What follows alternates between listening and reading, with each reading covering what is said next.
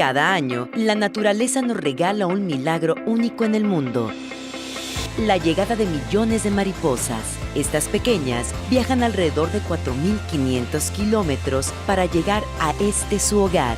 Ven y sorpréndete con su danza multicolor en los santuarios de la mariposa monarca en Michoacán. Michoacán, el alma de México. Michoacán está en ti. Gobierno del Estado. Miércoles 27 de noviembre del 2019. Alcaldes morenistas respaldan presupuesto federal 2020.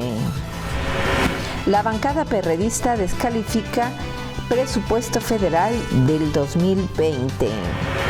Empresarios advierten panorama difícil para el 2020. Gobierno del Estado y Banca de Desarrollo crean el programa Impulso.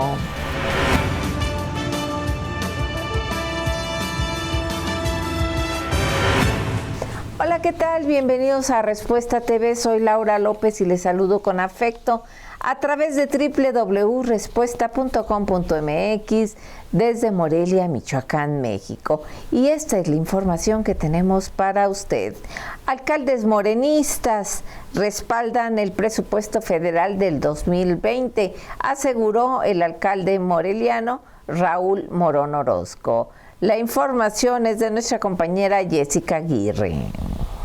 El alcalde de Morelia, Raúl Morón Orozco, señaló que los alcaldes de Morena respaldarán la decisión del tema presupuestal federal que se aprobó. En entrevista cuestionado por las decisiones que estarán tomando los alcaldes del PRD de impugnar el presupuesto designado, el municipio capitalino señaló que estará apoyando al presidente de la República, ya que la orientación del presupuesto está en razón de la visión que tiene la Cuarta T. De ahí que los presidentes municipales de Morena decidieron respaldar al presidente en su decisión, a la par de los planteamientos de las cámaras federales. Así también reconoció que hace falta que se fortalezcan los municipios, pero se debe encontrar una vía para plantear a la federación que se apoya a todos los municipios sin importar el partido político que lo encabece, aunado a que se debe dar a conocer los canales de gestión que pueden abrirse para incrementar o mezclar los recursos para los municipios, ya sea a través de las diversas áreas federales o con los estados, esto para fortalecer las finanzas de los municipios. Detalló que contrario a lo que plantean los alcaldes perredistas de reducir sus plantillas laborales en la administración que encabeza, no están pensando en esa circunstancia, ya que les ha alcanzado para mantener a los trabajadores sin dificultades. Inclusive, se les estará haciendo un incremento salarial para el próximo año del 3%. Jessica Aguirre, Respuesta.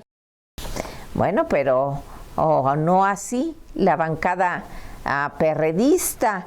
Ellos descalifican el presupuesto federal del 2020. Alejandra Martínez con el detalle. La fracción parlamentaria del Partido de la Revolución Democrática en el Congreso local calificó el presupuesto federal asignado a Michoacán como el peor de los últimos 4 sexenios y acusaron al presidente de la República de distribuirlo de forma parcial, política y electorera. En rueda de prensa en el salón de recepciones del Parlamento local, los integrantes de la bancada del Sol Azteca acusaron a la Federación de castigar a Michoacán por no pertenecer y comulgar con la tribu guinda, y como ejemplo citaron que el 68% del presupuesto fue asignado a aquellas entidades gobernadas por Movimiento de Regeneración Nacional. El vicecoordinador de la bancada perredista, Norberto Martínez Soto, aseguró que Andrés Manuel López Obrador pretende centralizar los recursos públicos de forma clientelar. A su vez, la coordinadora de la bancada del Sol Azteca, Araceli Saucedo Reyes, lamentó que los diputados federales michoacanos, indistintamente del color partidista al que pertenezcan, no hayan defendido el presupuesto de la entidad, sometiéndola a una crisis de recursos. Lo mismo opinaron los legisladores perredistas Antonio Soto Sánchez, Humberto González Villagómez y la ecologista Lucila Martínez Manríquez, que criticaron la disminución al rubro de seguridad pese al alza en la ola de violencia. Mientras tanto, los empresarios advierten un panorama difícil para el año que está por venir. Yasmín Ferreira con el detalle. Empresarios michoacanos advierten una situación económica difícil para el próximo año, aunado al cierre de que no fue nada bueno. Abelardo Pérez Estrada, presidente de la Cámara Nacional de la Industria de la Transformación, la Canacintra, señaló que los conflictos sociales, la inseguridad, el nulo crecimiento económico del país provocaron que el cierre de 2019 sea sumamente difícil para varias empresas en el estado que están al límite por sobrevivir. Informó que el impacto que se tiene es de al menos un 10 al 12% de decrecimiento en la generación de empleos a este próximo diciembre con relación a los 300,000 empleos mal logrados a nivel nacional. De esta manera no se avisora un buen escenario económico ni para el país ni para el Estado para el 2020, ya que además los empresarios tendrán que sortear la recesión que ya está en puerta. Aunado a este panorama, el presupuesto federal no benefició a Michoacán, ya que las obras y proyectos de infraestructura que emprenderá el gobierno de la República no estarán en la entidad y, por el contrario, quitó estrategias económicas como las zonas especiales en Lázaro Cárdenas. De ahí la preocupación de que no habrá fuentes de empleo y por consiguiente sustento para las familias michoacanas. Sin embargo, confió en que los 3 órdenes de gobierno tendrán que generar condiciones propicias para la estabilidad económica del país y del Estado. Yasmín Ferreira, Respuesta. Por otro lado, demandan campesinos a Sedrúa pago de 8 millones de pesos. Tere de la Torre con el detalle. Cerca de 8 millones de pesos están pendientes de pago de proyectos productivos y algunos programas de apoyo de parte de la Secretaría de Desarrollo Rural y Agroalimentario Estatal a 4 organizaciones que esperan respuesta del titular del ramo, Rubén Medina Niño.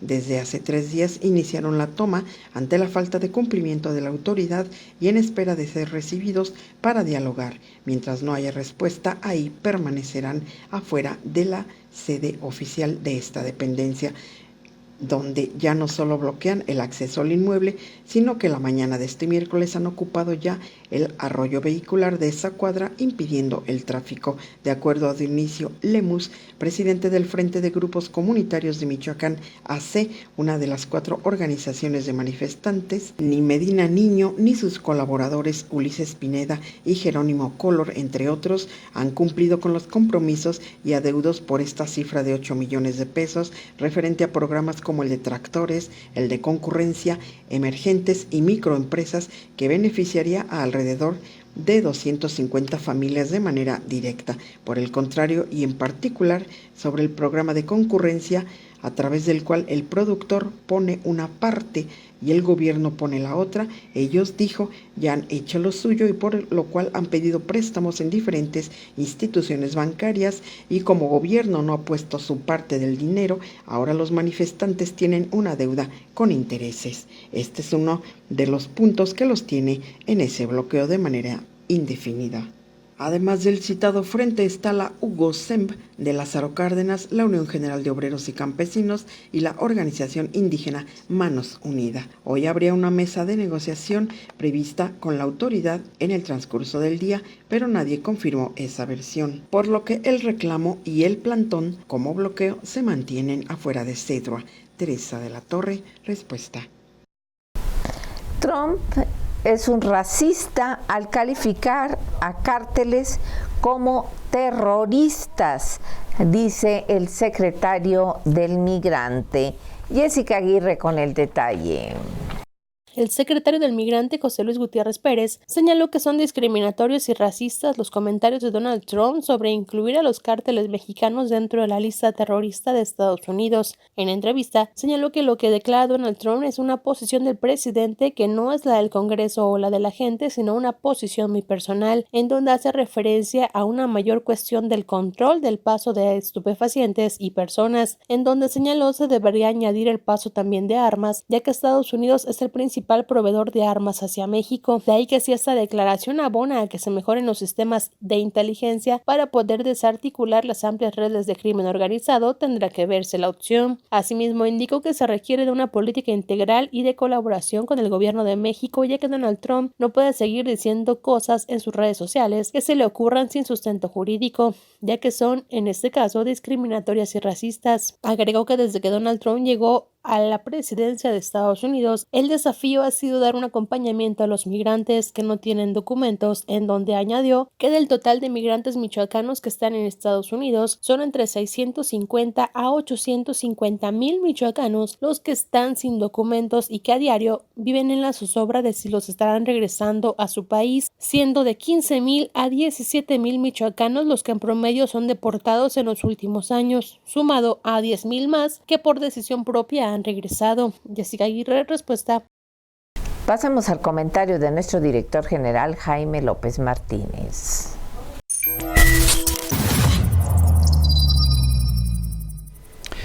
Hola, ¿qué tal? ¿Cómo están todos ustedes? Un saludo afectuoso aquí desde Morelia Capital en este miércoles de rompesemana, le llaman algunos. Y este día de miércoles, precisamente, el diputado del PRI aquí en el Congreso del Estado, Marco Polo Aguirre, ha presentado una iniciativa que me parece no solo interesante, sino muy trascendente inclusive. Tiene que ver con el hecho de que se modifique parte de la redacción del Código Penal de Michoacán, y le voy a explicar en qué consiste, y por eso me parece muy relevante este tema. El Código Penal de Michoacán hoy, en uno de sus artículos, establece que por supuesto de entrada pues cualquier ciudadano tiene derecho a defenderse cuando en el interior de su vivienda o de su propiedad pues se ve amenazado por algún asaltante, algún delincuente. El problema está en que la redacción de este código en ese apartado parece ir más a favor de los delincuentes en cuanto a su integridad física que de la propia víctima de un delito criminal. Y esto tiene que ver a veces con los conceptos de derechos humanos que parecen proteger más también al delincuente. La ley en Michoacán dice que, bueno, pues para que alguien se defienda, digamos, aún en el interior de su propiedad, ante un asaltante, pues tiene que ser proporcional al grado de riesgo de las que lleve el asaltante. ¿Quién demonios va a ponerse a pensar cuál es el riesgo que enfrenta y con qué proporcionalidad va a defenderse, si tiene forma de hacerlo? Pues por supuesto que eso es absurdo, es irracional. Se refiere a que, por ejemplo, si el asaltante trae un cuchillo, pues si el propietario de la vivienda defiende su casa y su familia con una pistola, pues entonces la ley considera que ese padre de familia o ese propietario llevaba ventaja sobre el delincuente, y si lo llega a matar, entonces el propietario de la vivienda va a la cárcel. Esto es algo verdaderamente absurdo, porque con el cuchillo el asaltante también puede matar a cualquier otra persona. Y además habla la ley de que tiene que haber un daño al propietario de la vivienda. Nuevamente seguimos con este ejemplo, es decir, primero tiene que esperar la víctima a que le hagan daño y después él reaccionar. Si no le hacen daño, entonces no puede defenderse de algo que es un inminente hecho delictivo. Nadie entra a otra casa que no es suya a saludar al propietario, por supuesto. El que entra va con la idea, por supuesto, de infligir un daño, sea patrimonial o sea a la integridad física de los que habitan esa vivienda. Entonces la ley establece, repito, que hasta que no haya un daño a las víctimas de un delito, entonces estas pueden reaccionar. Es, por decirlo de una manera elegante, es absurdo. Es verdaderamente patético que esté la ley así. Lo que propone este diputado es quitarle el término ese de daño para que la persona o las personas que sean sujetos de un delito dentro de su propiedad puedan defenderse independientemente de las consecuencias que esto genere. Yo sé que muchos puristas del derecho pues pueden reaccionar en contra y hablar de la proporcionalidad. Lo que pasa es que nunca han sido víctimas de un delito. Nunca se les ha metido nada en su casa y no saben lo que eso significa. Y a final de cuentas, cualquier persona en este momento, por supuesto, no se va a poner a pensar qué es lo que dice la ley. Si tiene forma de defenderse y aún de matar al delincuente, lo va a hacer. Y eso haría cualquiera cuando la integridad de su familia esté en riesgo. Ya las consecuencias legales son otra cosa que nadie se pone a pensar en ese momento. Me parece que es importante esta iniciativa del diputado Aguirre, precisamente para ser congruentes con la realidad. Si el Estado mexicano no garantiza a los mexicanos la seguridad a que tienen derecho, pues que por lo menos tampoco mande a la cárcel a los que se defienden por su propia cuenta. ya que la policía, ya que el ejército no está para cuidarnos a los mexicanos, pues entonces que tampoco, repito, las leyes nos manden a la cárcel cuando nos defendamos de los delincuentes.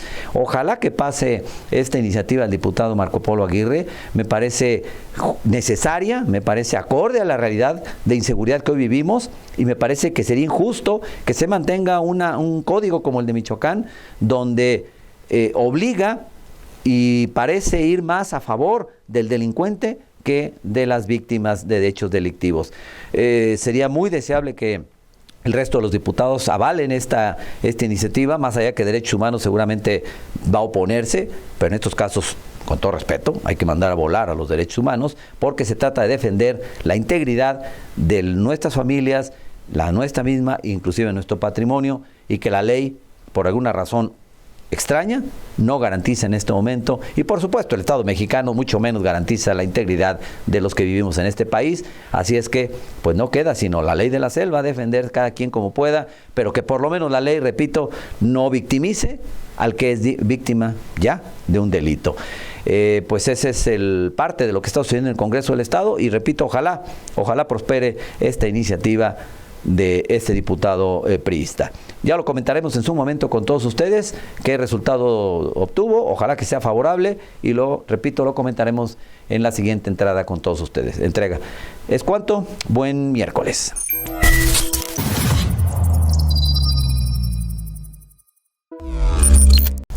El gobierno del estado, en más información, el gobierno del estado y la banca de desarrollo crean el programa Impulso. Yasmín Ferreira con el detalle. Con una inversión de 200 millones de pesos, la Banca de Desarrollo y el Gobierno del Estado apoyarán a empresarios industriales con el programa de financiamiento Impulso. El objetivo es impulsar la competitividad de los sectores productivos de la entidad, principalmente fortalecer al sector industrial, que va dirigido para aquellas micro, pequeñas y medianas empresas. Impulso beneficiará a unas 150 empresas con actividad industrial, comercial o de servicios con una antigüedad mayor a 2 años de operación y podrán adquirir créditos de hasta 5 millones de pesos. Esto lo informó el director de Cifinancia, Gustavo Meléndez. La Banca de Desarrollo, como Nacional Financiera, hará la mayor aportación del monto de crédito a fin de que haya financiamiento suficiente para el sector industrial, que tiene un gran potencial y ve como importante su crecimiento, indicó Martín Maisterra, director de promoción de la región occidente de Nacional Financiera.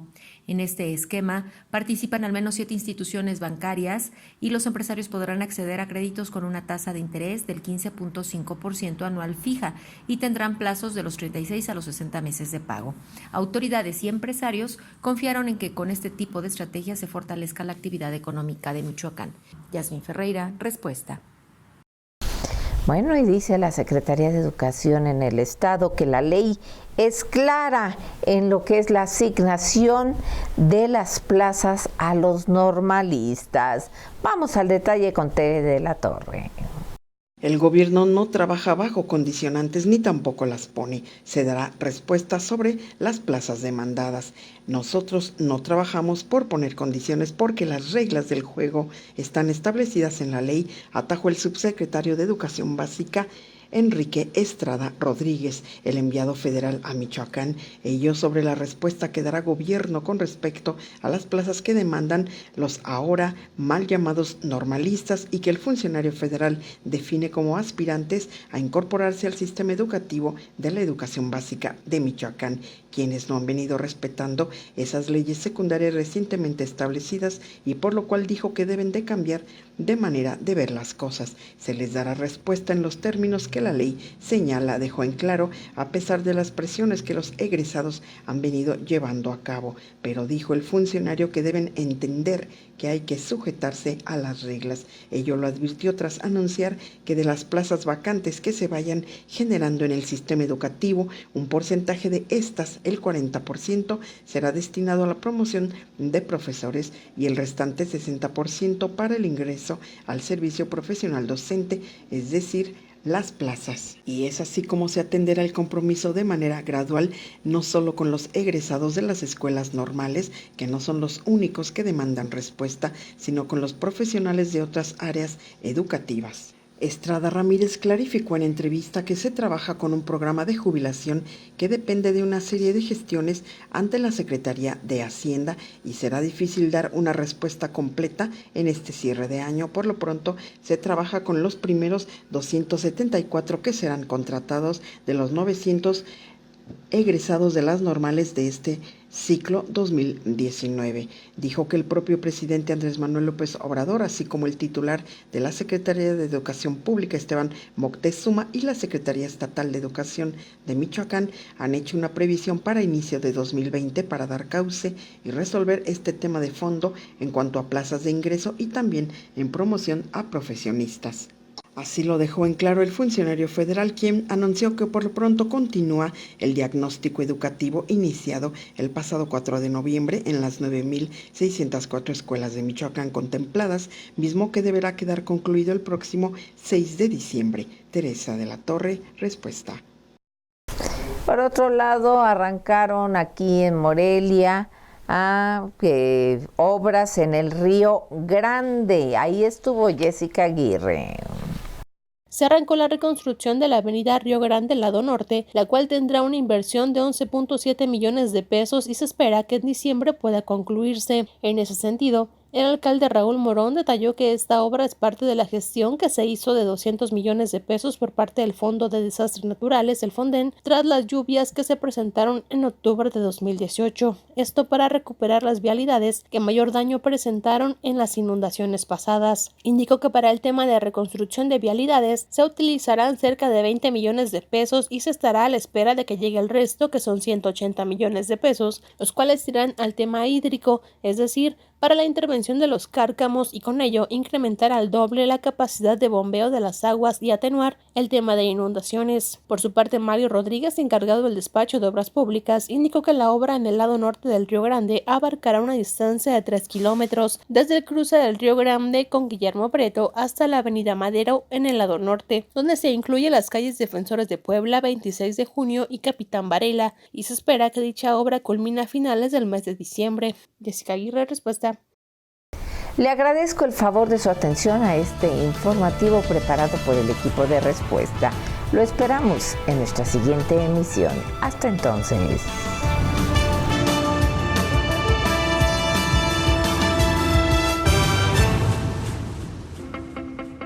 Cada año, la naturaleza nos regala un milagro único en el mundo. La llegada de millones de mariposas. Estas pequeñas viajan alrededor de 4.500 kilómetros para llegar a su hogar. Ven y sorpréndete con su danza multicolor en los santuarios de la mariposa monarca en Michoacán. Michoacán, el alma de México. Michoacán está en ti. Gobierno del Estado.